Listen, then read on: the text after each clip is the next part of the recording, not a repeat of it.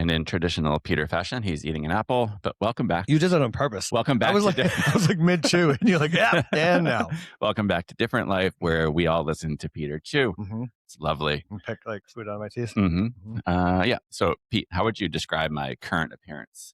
Disheveled. Yeah, kind of a mess. I asked you today if you wanted to go like full beard. No, this is just like pure laziness. I do not. So if you're listening to this and not watching it on YouTube, please go to YouTube and take a look. But you'll see I'm kind of a mess. My facial hair has grown to an unruly. Mm-hmm.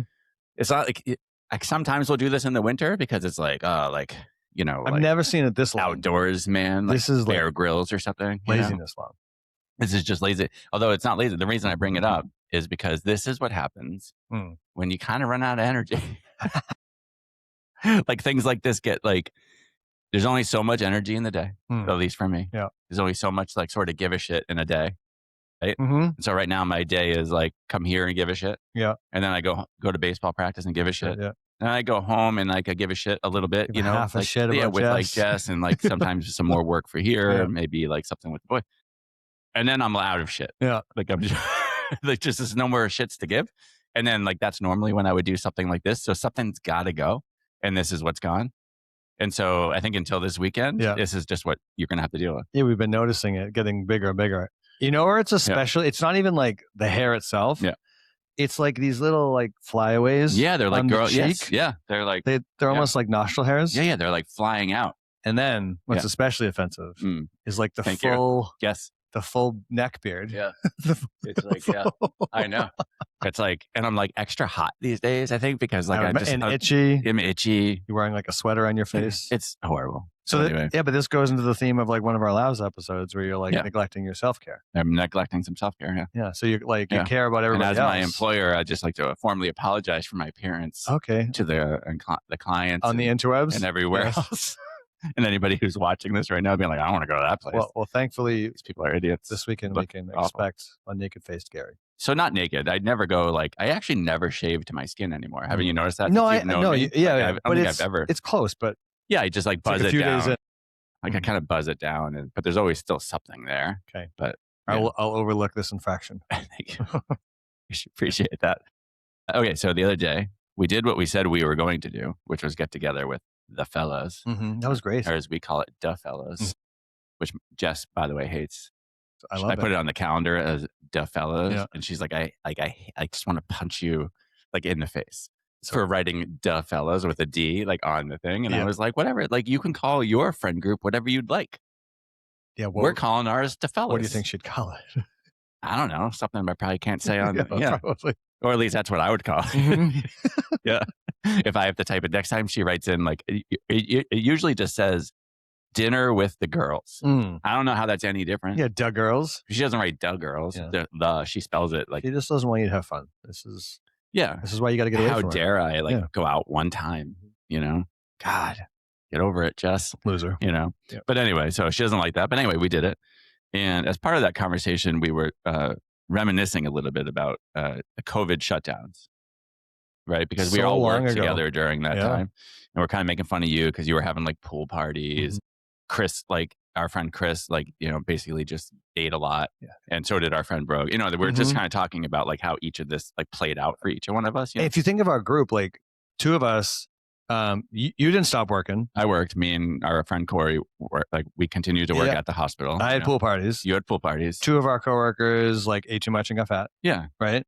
Like a lot of people. So I think our stories are kind of like similar to probably the world. When the lives got disrupted, your habits changed and things like that. Some people got really into fitness. Some people went totally away from fitness. Some people got really into health. Yeah. Some people went away from health. You know, like whatever. Anyway, so that was a fun conversation, just kind of reminiscing about like what that was like. But then that got me thinking, as most things do, as to like it wasn't all bad. You know, like if you overlook the death and dying and things like that. So obviously, you're not overlook, but like acknowledge. I understand. Right. So obviously, a pandemic is horrible. You're saying if you take that away, what happened interpersonally to people, just in general. Yeah. So if you weren't affected, it wasn't always bad. Yeah. So I kind of think there was like many good things, and so what I thought would be a fun like thought experiment is, well, how do you rebuild that without having a pandemic? Right? Like, how do you recreate what came of it? Society had to rearrange itself. Right. But there was also like a lot of things that I loved. And another reason this thing came up, think I was talking, I don't think it was you. I think it was Jess. And I said, I wish like we could recreate like what happened during the pandemic, like every decade or so. And I'll tell you like kind of later why, I guess maybe, but because I think so much good came out of it. In what way? So I would, and when I was talking to Jess, I was talking about business, like businesses, and like so many pivots happened. Oh, they had to, right, to survive, and that things that still are with us today, right? But they were forced to do it. They never would have done it. Yeah, never ever. Like the way like Chick-fil-A does like their ordering system. How do they? Right, like they have people out like in the parking lot, like taking your order. Like everyone had to go through drive-through. Remember, everything was drive-through, right? I didn't know that Chick-fil-A changed the way that they do things. Yeah, so they had done like, because everyone was going to the drive-through, that was one of the places you could go. They now have like people who are out there like they walk car to car with like their iPads, and they take like your back order. In the day. Yeah, they take your order, yeah. and then it goes in. And by the time you get up, it's just ready, and you go boom, boom, boom, boom. It's probably more efficient. It's super efficient, right? And they figured that out during the pandemic, and they were like, "Whoa, this is like a way better way to do this." And a lot of other people started to follow to do that. The whole concept of just like, groceries to go, or like the delivery of stuff, or curbside pickup, like just things like that from a business perspective, right? A lot of companies like started to lean into that, or they just changed the way. I remember like there was a brewery that we used to like to go to. They had to completely change exactly what they did if they wanted to survive. Yeah. They had to figure out like, okay, well, how do we sell beer without anybody coming into the brewery, which was their main business. What did they do?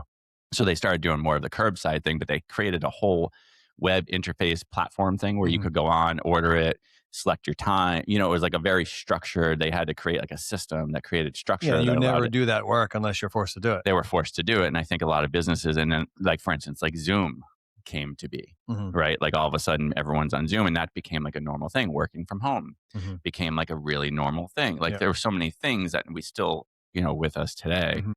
And those are like, a few of them. Going back to like your like time in COVID, like when you think back, like what were the things to you that were actually the good things? Like, again, we know it was horrible, right? Like in terms of like, you have to segment it. So you say, it was unfortunate that happened. But at the same time, like I was not affected, right? Like at all. Yeah. Nobody got sick that I knew. I was not interpersonally affected. You believed it wasn't true? Yes. I'm just kidding. No, I think for the most part, you weren't like I wasn't afraid of it, right? So I looked at the data, and the people who were the most affected were the very old or the very sick at the time. At the time, I was never those things, right? Sure. Nobody I knew were those things. So generally, the fear was gone after the first month, and you understand what's happening. So I guess for me, if I fully just like look at it in isolation, I mean, it was literally the best summer of my life in terms of the ability to do whatever I wanted with whomever I wanted, because everybody wasn't working, right? So it was literally like, like you were furloughed. Random pool parties on a Tuesday in the summer. And you were being like, when you were furloughed, were you being paid? I forget. Yeah, you got paid. Correct. Like to not I just got like paid to not work, right? And to go like hang out with my buddies and my family. Yeah. For literally like 6 months. Right. Like that's kind of cray. Like you don't get that opportunity. Cray. Where'd that come from? Do you talk like that? No. Who talks like that? I have no idea where that What are you, came like from. Teenage, teenage person from the 90s? That was my 16-year-old version. Yeah.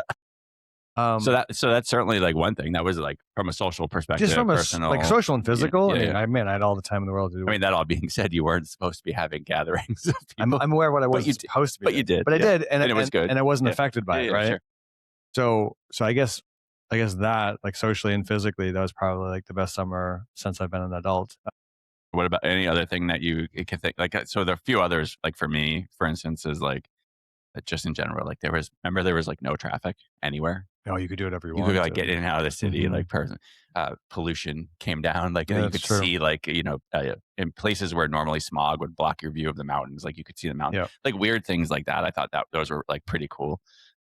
I remember just people being outside a lot, right? Like in the and I don't really live in a neighborhood, but just like on my road, like on my travels to and from, like I was working at the time, I would just see people out walking. They had to get out of their houses. So they actually just started leaning into being outdoors, which I thought was like pretty cool. I live right next to a bike path. Yeah.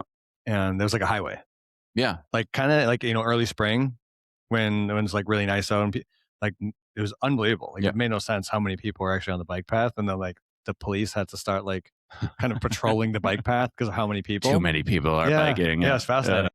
But yeah, sure. That was my example of like just people getting out with their kids. Yeah, like out and about. I even liked, like, remember people would sit like in their driveways in like lawn chairs and like they're socially distanced, like but they would go and visit like their parents or whatever. But I feel like without the pandemic, they may not have been there at all. Do you know what I mean? Like they were thinking more about like the, I guess maybe the shortness of life. Right. In the sense that, okay, my parents are old. I should probably go. What if they get sick? Like because they were part of that more in danger population. Yeah. So they were going and spending more time with like their parents, elderly parents or whatever. And they were doing it, but you would drive by and you would just see it. It would be like these 4 lawn chairs set up like, 10 feet apart or whatever, or at least 6, I guess was the rule. And they're just like sitting and having a conversation, which was nice. Some more time with loved ones. Yeah, I think it was probably pretty cool, right? I wonder how many of those would have taken place without the pandemic, right? It certainly would have been outside, but I don't even know if it would have taken place, inside. It's interesting when you think back. 6 years is kind of a lot when you put it like, when you think about it. It's not really in the grand scheme of your life, but it's kind of a lot. Like COVID was far enough away now where it's not very far. 6 years. Yeah. Yeah, but like it's in terms of like the immediacy and the visceral response of COVID is like kind of gone, right? Yeah. And there's no longer that like generalized fear. And so you can kind of look back and remove yourself from the moment and say like what you're doing now and like look back, okay, well, what were the things that were actually positive that you couldn't have done this, like for instance, like in 2020? There's none of those, right? Right. Without the impetus, without being forced into some of these things, I just don't think it, ever would have happened. Some of the other ones that I remember, like people became, like we alluded to earlier in the show, people either leaned really into fitness, which I actually think was more people. They were trying to be, because the data, like you said, if you were a healthier person, you were less likely to have serious effects. And so people all of a sudden were like, well, I should get healthy. And so they were like, remember it was like you couldn't find, like on Amazon or wherever, you couldn't order like home exercise equipment. There was also the rise of Peloton. Yeah, Peloton like came out. So everyone was like, many people were trying to like figure out like, well, how do I get or stay fit? Especially people who were doing it before, but even people who were like now, like, okay, well, being healthy, being fit is a way to fight this thing. Yeah. So I should do that. And they started like leaning into it more and more. Do you remember what your thoughts were on that? Yeah, Jess and I would go run, like literally running like every single day, and we would do it intentionally because of that. We're like, we need to stay healthy, like and we couldn't go to the gym. Yeah, right. I would work out at work because I was lucky enough to work in a place with a gym. Yeah. But in addition to that, she and I would often go like road running out, like on the road. But we certainly were more aware of that as a means to fight. Like even when we got to COVID, we still ran every single day to try to help our bodies like fight. And you did okay. And so like, I thought that was good. I also like the simplicity, going back to an episode we just did about like, more of less. You just were forced to do and have more Way of less. less, right? Like you couldn't go shopping, right? For the most part, you couldn't even get freaking toilet paper. So from a mental health aspect, like people, again, if you like don't think about like the sickness part of it, you're less stressed if it's not affecting your life because there's not as much crazy shit that you're doing all day long. Yeah, it was just like you had more time, just generally more time, right? Like I remember my kids' sports stuff was all like shut activities down. stop. Yeah, activities like planned, like structured activities like that. So then you had to be more creative. Well, you picked up board games with your family. Tried for a little while. I'm not a great board gamer, but we tried. We had to do something, right? You needed to do something. I remember having I used to do like financial literacy classes with my boys, so they would do homeschooling, and then when I would get home with them, I'd be like, it was almost like back to school time, so I started teaching them about like money and money management. We even did like a home literacy one where we walked around the house. I taught them all the different things and what they do, like how do you shut off the water, how do you shut off the gas, like how do you like what is this thing in the attic that blows air. Skills. Yeah, just like, so I was like, what am I going to do? I might as well teach them some things. Also, if I happen to get sick and be gone, they should know how to help mom, So, so those were like some of the things I thought were like pretty awesome, right? So then COVID ended and everyone said, what? I mean, do you remember, like, I remember this conversation occurring because people were starting to recognize some of the benefits. Like in the clinic with us? No, just in general, like in the world. I remember a lot of conversation around like, well, like, let's not let these things go away. Like we'll continue to work from home. Oh, that was a big thing. I'm never going back to work again. Never going. Yeah. I'm going to keep doing all the things. I'm going to have dinner at home with the family. I'm going to keep cooking from home because everybody had to learn to cook at home. You couldn't go to a restaurant, right? Yeah. Some of those things still exist. I mean, the work from home, like companies definitely try and push, but I think many workers are just like, we're not doing it. And they fight back for sure. Yeah. Some companies are trying to force their way back into that because they're paying for all this office space, and they're like, we want you. Plus, there is value to, the team being together, as we know. Being in the culture of a workspace. Yeah, socializing. I mean, there's a lot of value to actually going to work, but for the most part, that has stuck, but not quite to what it was when it ended. Like, for sure, I think people socializing in the way that you did, like, doesn't occur at the same rate. No, not at all. It's impossible. Everybody has lives and working. I mean, it probably occurs at this point for me at like 10%, if not less than that rate. Right. And then like the eating at home or being healthy, I think probably slipped a little bit. People get back to normal, get back to busy. Yeah, you kind of get back to like, just the routine. Like you fall back into the routine, even though you said like, I wasn't going. I remember having this conversation with Jess about like, when this all ends, when we can go back to like life, like we shouldn't. Like we should try to find a way to like not do that. And we over time, in the very beginning, I think we made an effort, and then just over time, little things got added back in, added back in. Before you know it, you have a full beard and you have no time to do anything. No time. Oh, sorry. I will cut that out. So then the question, I guess, like the thought experiment was really, now that we kind of named all those things, well, how do you recreate that? Can you recreate that for the people who are listening to this? For someone who's listening to this right now and they're thinking back to COVID, and they're like, God, that was actually a pretty awesome. You know what I mean? Like, how do you recreate it without being forced to? If somebody was asking you that, like I am now, like what kind of things, like think of the things that you enjoyed the most, right, for you personally, and how can you do something today or this week to start recreating? Yeah, the individual can. Yeah. The struggle bus culturally and societal wide is that because everybody lives these lives that are similar and we're so busy all of the time, you need other people, right? Yeah. And then therefore getting those groups of people together, they're so difficult. Right. But then therefore you would have to have a group of people, like maybe 4 or 5, whatever it is, whatever number it is, that agree on a certain day and time and so on and so forth, that they can just like be together for the sake of being together. Like COVID parties. Like have a COVID party. Yeah. They just call it a COVID party. Hey, remember how awesome COVID was? Yeah. I wonder if you took people back. Yeah. You know what I mean? Because like nostalgia is so powerful, right? Yeah. Like for instance, like I think I bring up the example all the time, like whether you like them or hate them, like the "Make America Great Again" slogan. What about it? The reason it was so effective was the word "again," because it took each individual person back to their own time where they felt as though their life was the best. Regardless of, so for me, it could have been the 80s. It's an individual statement. Totally an individual. It didn't say, the statement wasn't like, bring America back to the 80s, because for some people, the 80s may have been awesome and some people maybe not, right? All the slogan was "Make America Great Again," and then for each person, the nostalgia was, well, what was that? At some point, you thought that America may have been great, and then it brings you back to that. Well, correct. Like they're going to do that, right? And that's just the power of nostalgia, basically, going back to like what we were just talking about. So I wonder if there's a way to Let's get together a COVID party again. Yeah, like basically being like, hey, like remember how great it was to have like time. Remember how great it was to like get together the way we did on a regular basis for like family dinners, or remember how great it was to like cook, try different things and cook real meals and make your own bread and, sparingly use toilet paper. Yeah. Like, I just wonder if you drew on nostalgia. I think there's a lot of people, obviously, if you lost loved ones during that time, maybe you don't view any of this the way that we do. Luckily enough, we didn't. We weren't affected. Right.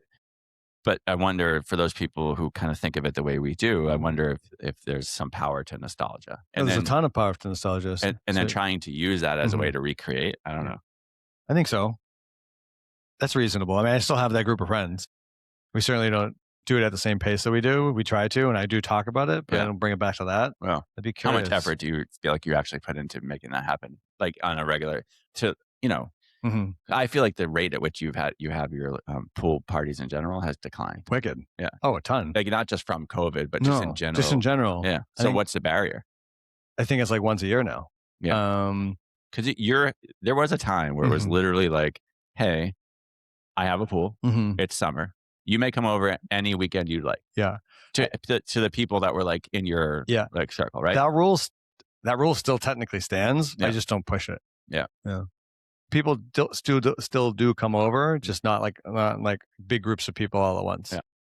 Yeah. So it's slowly declining. I think you should draw on nostalgia and see what happens. Okay. Would you come to a pool party? I never went to any of those, so I have no nostalgia. I was working. There was the one time that you burned your feet off in my parking lot. Oh, that's true. Was that a COVID one?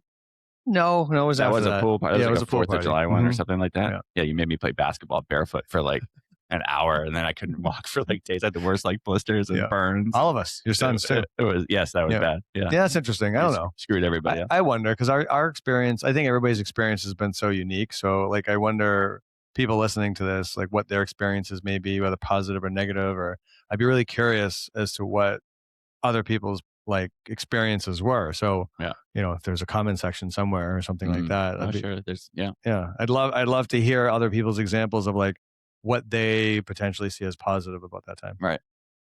Switching to like the business side of things, I think there's an easy way, well, not easy, but like a way to do this without obviously having a pandemic.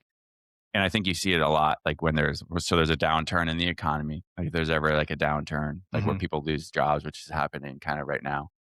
Similar to what happened to us at Steward a little bit, right? Like when we were working for another company that was going out of business, we were forced to pivot.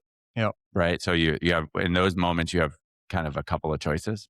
It's either look for another job or start your own job. Yeah. And I think from the entrepreneurial side, where I said a lot of cool things, and this is true throughout history, in most of our worst economic times, some of the greatest companies have been started. Companies like Google and Apple, maybe not, I'm just naming big companies. I don't know exactly how those ones started, but I know in reading and listening that many, many great companies were started during these Makes times. sense. And you're forced to make like a pivot, right? And so you were kind of forced to make a pivot, not just because it wasn't really when you first started to do this, start this company. It wasn't because we were going out of business. It was kind of because you hated working for the company, right? Like you were kind of done with it. Like the company that I worked for was useless. Yeah. You guys were awesome. Yeah. But I really had to ask myself, is this what physical therapy is forever? Forever, right. It didn't seem like I liked that answer. And so you had two choices. You could either leave us and go work for someone else, but most likely it's more of the same. I didn't want to do that. Or you had to pivot and try to create your own thing. Just do it the way that I thought could be done the best possible, I guess, right? Right. Yeah. So I think for people who have good ideas or who have a desire to maybe start something on their own one day, I think it's kind of forcing the issue. Yes, you have to be uncomfortable. Right. Like you have to be uncomfortable in order to like lean fully. Comfort is the enemy of innovation, I think. Like if you're comfortable with everything, why would you do the work that's required to make something better? You're satisfied, right? Right. You have to be uncomfortable, and then you're going to go do the thing if you're willing to do the work. Right. And if there's no paycheck coming in, you have to make your own. Like we have a client of ours who recently just like quit her job that she was at for a long time, I think, and then starting her own thing. Yeah, because she was dissatisfied. And she even said, she goes, it's a little scary right now. Like my last paycheck is next week. Yeah. My last company. You bet your ass she's going to work so freaking hard. And I think just the nature of it. And I think that those kinds of like putting yourself into an uncomfortable position. So if you're that person, if you're listening to this, you're that person, and it's like you want to do this thing for a long time, but like it's the job that's like the fear of like leaving a job or whatever. That might be the thing. Like that brings your great idea to life, right? Yeah. Like your idea for this came to life because you took the leap and left officially, and then you had no choice. If you're going to like help support your family, you had to make this work and learn and work a lot of hours and do the thing. And so I think that's one way that people can recreate. Like, so COVID itself was the stressor, right? The pandemic was a stressor that forced people to think differently. And then there was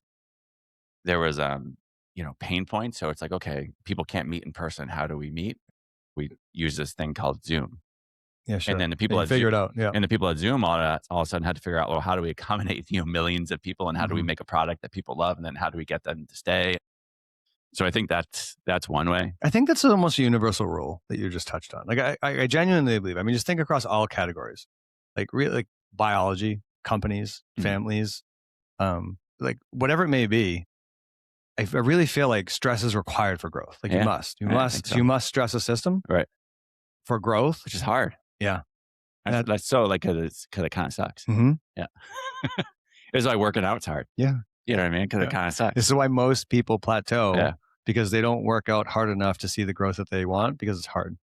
Yeah. Yeah. And you have to be willing to work unbelievably hard at whatever it is you're doing or be really uncomfortable. The more uncomfortable you are, think back to your life. Think about the most uncomfortable times, the times that seem the most dire, like in the moments. Yeah. You probably also had the most growth on the back end. Like if you come out of it on the back end, you survived. Yeah. You're probably better. Sure. In many ways. I actually remember very clearly in 2008, the financial crisis that happened. So I'm thinking in terms of money here, because that's the thing that popped in my head. I remember being at the gas prices had gone like, if I remember correctly, gas prices had just gone up like crazy. It was like $3, which at the time was a lot. Which at the time was a lot. Yeah, it was a lot. It was closer to 99 cents or something crazy. Yeah, it was crazy low, and then it was like whatever. I remember being at the gas pump at BJ's because that was like cheap gas. I waited in line, like everybody else. I was in the 70s, like where there's gas was running out, Yeah. I'm waiting in line, finally gets a pump. I remember calling Jess, and I was like, oh my God, like this is like the worst, whatever. And then in that moment, I had this for whatever, this random thought. And I said, and oh, by the way, because the market had plummeted like a ton. And at the time we were like, did you guys own a house? Yes, we had the house we had the house, house prices. We actually had just bought the house that we're in now. So we bought it at the top of the market. So the housing market's plummeting, which was like our down payment, whatever. And the gas is soaring, money is tight, and the market's crashing. And we have like, money in the market. So you see that going down. It's like, oh my God, like everything I own that has value is like disappearing. I remember why I'm talking to her, which I don't think I was supposed to be on those old cell phones, like using them by the gas pump. But I was talking to her and I said, you know what? Like we're talking about the market. And I said, we're actually going to put more into the market. It's just sort of in this moment of like, she's like, what are you talking about? I said, we're going to increase, when I get home, I'm going to increase all of our contributions to like our 401ks, like percentage wise, right? She's like, that's like insane. Like, what are you doing? Are you throwing away money? And I said, I just think this is an opportunity, like, because we're so young, this market is like taking this like massive hit. At some point, we're going to come out of this. Even though it sucks right now, we really don't have the money to do it because everything costs so much and we don't want our paychecks to be smaller. I'm just going to do it. And then we're just going to figure it out. And I did. And I don't know the exact amount that paid off for me. Scary though. It was scary. Yeah. But something about it, I felt like in that moment of like total stress and kind of panic was like, I feel like this is an opportunity that I shouldn't let go by. And I just did it. And then, it's that money over time has grown so much. Yeah, of course. That now puts us in a much better position than we would have been if I was like, did the opposite thing, right? And withdrew. So I think that it's the same idea, right? In those moments that can feel scary or feel really hard, it's like lean into those. That inside of those moments, there's often tremendous opportunities, right? Whether it's financial, like in my case, or starting a business, like in your case, or getting back to like we did on a previous episode, that sort of simple life of like cooking on your own, spending more time at home, less time doing all the crazy stuff. I've lived it. I've had the kid on 3 different teams and I'm driving all over the place, but really, are you really spending great time with them? Like, I don't know, maybe. I think I did, but I'd also know that family dinners would have been nice. We didn't really do that as a family. I think that would have been great. We did it during COVID. Yep. It's also hard for people to go against what's normal in society. Like everybody, like families, like sports families have a certain way of doing things, So you would have to choose to like, this is not the right way that everybody else is doing, and also raise your children and your family the way that you think is best. And that's hard to do for a lot of people. I just wonder if there's like a balance in there, right? So going back to that, like nostalgia, like, so during COVID, my kids were still able to play some sports. Like we still had hockey, they just had to follow different rules, but it was less hockey. Yeah. They still had baseball, but they had to follow different rules, but it was less baseball. So I just wonder if in there is like a good way to be like, well, maybe there's a balance. There's like, it doesn't have to go so far in one direction. Yeah. So busy. Again, as a person who was a sports family, we probably overshot. Yeah. Most of our life was lived at a field or a rink or on a road or whatever. Yeah. And I think we sacrificed some of the other stuff. Yeah. Again, I don't have like regrets over that, but I wonder if that would have been nice, like to have that, I'm sure more like a little bit more balance. It's hard. Balance is hard. And I think COVID was like a time that we had that. And I remember thinking like, this is like really nice. Yeah. So I don't know. I think with intention, you can recreate some of the things. If you're somebody who thinks of it the way we did, and there were some really good things, and you identify what those things were for you. Yeah. Obviously, we can't get rid of all the trash. Yes. I feel like balance in your life is also then going one direction. I feel like you're struggling with balance right now. with all of the things. Like you're pulled in so many directions. Like you have no time for your face. It's true.